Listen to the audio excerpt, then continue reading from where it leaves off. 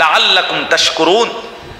আল্লাহ তাআলা বলে যেন তোমরা শুকর আদায় করতে পারো, যে আল্লাহ আপনি আমারে তৌফিক দিছেন, এই জন্য আমি রমজানটা পেয়েছি, পুরাটা মাস পাইছি, রোজা রাখছি, আলহামদুলিল্লাহ, উমরা আর ইতিকাফ করছি, শবে কদরের রাত্রিগুলো জাগার চেষ্টা করছি, তারাবি পড়ছি, ইফতার করছি, সাহারি খাইছি। অনেক আল্লাহর বান্দা উমরা করছে, আল্লাহর ঘর জিয়ারত করছে রমজান।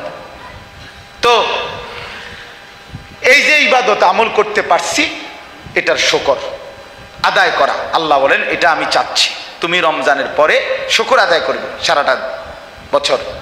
তো এই শুকরের মুহাদ্দিসিনে কেরাম বলেন, মুফাসসিরিনে কেরাম বলেন, কোন ব্যক্তি রমজান পেয়ে খুশি হইল, কোন ব্যক্তি রমজানের ইবাদত করে সে যে খুশি হচ্ছে, এজন্যই তো শুকর করবে।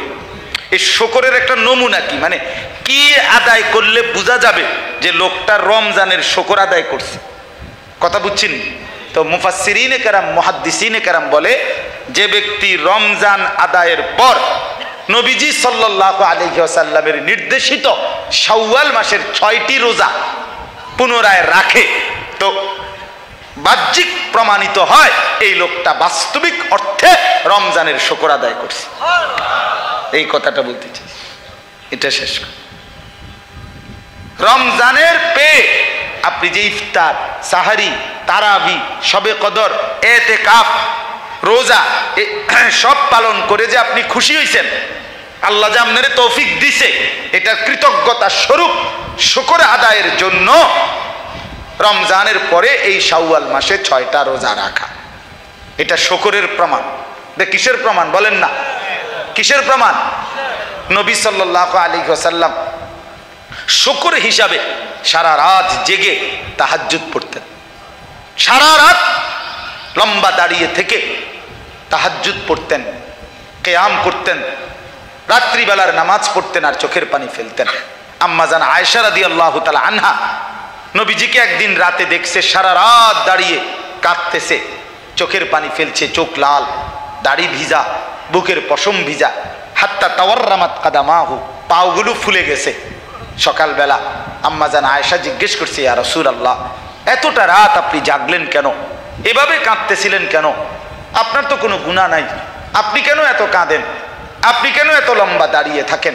এ নবী সাল্লাল্লাহু আলাইহি ওয়াসাল্লাম তখন আয়েশাকে বলছে, আয়েশা তুমি জানো আমি সেই মুহাম্মদ, যে মুহাম্মদ জন্মের আগেই বাপকে হারাইছিলাম, আমি সেই মুহাম্মদ যে 4 বছর বয়সে মা হারাইছিলাম, আমি সেই মুহাম্মদ যে 8 বছর বয়সে দাদাকেও হারাই ফেলছিলাম। আমার মা ছিল না, আমার বাপ ছিল না, আমার দাদা ছিল না, আমার মাথার উপরে কোনো অভিভাবকের ছায়া ছিল না। আয়েশা, এমন এক এতিম অসহায় আমি মুহাম্মদকে যে আল্লাহ তামাম কায়নাতের সর্দার বানাইলেন, রাহমাতুল লিল আলামিন বানাইলেন, সমস্ত নবীদের সর্দার বানাইলেন, এত মর্যাদা যেই মনিব আমাকে দিলেন, আমি কি সেই মালিকের শুকর আদায় করব না? আফালা আকুনু আবদান শাকুরা, এই কথাটা বলছে, আফালা আকুনু আবদান শাকুরা। আয়েশা, আমি কি কৃতজ্ঞ শুকরকারী বান্দা হব না? আরে বলো কি, আমি কি আমার মনিবের শুকর করব না?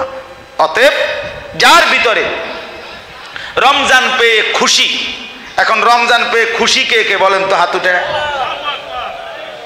আপনারা রমজানে জীবিত ছিলেন তো? কথা কয় না, জীবিত ছিলেন, মারা যান নাই তো রমজানে, হাত নামান। অতএব আমরা সবাই খুশি কিনা? এই খুশির প্রকাশ শুকর দ্বারা। খুশির প্রকাশ কি দ্বারা? সেই শুকর আদায় করব আমরা ইনশাআল্লাহ 6টা রোজার দ্বারা। আমি আজকে সকালে বাদ ফজর আবার আমার বাচ্চাদেরকে নিয়ে তালিম, সকালে ফজরের পরে আমি এমনিতে বাসায় আমার সময় এদিকটা, এই টাইমটা তো একটু সময় তালিম করি বাসায় বউ বাচ্চাদেরকে নিয়ে।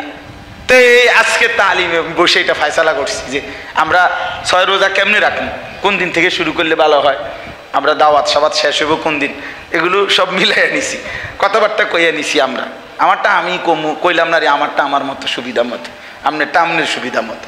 তাইলে আমরা ইনশাআল্লাহ, রাসূলুল্লাহ সাল্লাল্লাহু আলাইহি ওয়াসাল্লাম বলেন, মান সামা রমাদানা সুম্মা আতবাহু সিত্তাম মিন শাওয়াল কানা কাসিয়ামিদ দাহর। যে ব্যক্তি রমজান রোজা আদায় করলো অতঃপর তার সাথে শাওয়াল মাসে আরো 6টি রোজা মিলাইলো, সে যেন পুরা 1 বছরের সওয়াব পেয়ে গেল। একটা সহজ হিসাব কই, কেমনে পাইলো সওয়াব? 1 বছরের সওয়াব কেমনে পায়? হাদিসে নবী আরেক হাদিসে এটার ব্যাখ্যা দিছে, একদম সহজ। যেই কোনো নেক আমল আল্লাহ তাআলা কম পক্ষে 10-এর কমে নেকি দেয় না।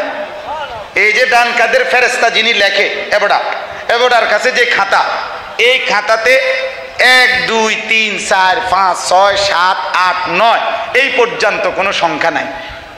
না এনে নাই, এইটা কথা বোঝেন না? এমনি 1 থেকে 9 পর্যন্ত ঘর এবড়ার কাছে নাই, এনে নাই। এইটা এবড়া শুরুই করে 10তে, ডান কাদের ওয়ালা শুরু করে কততে, এটা এরপরে বাড়ে।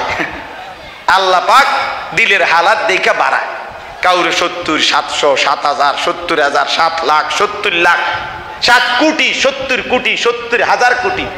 কারো বেলায় আল্লাহ ফেরেশতারে বলে তুমি লেখো না, ফাটতা না, আমি লেখো।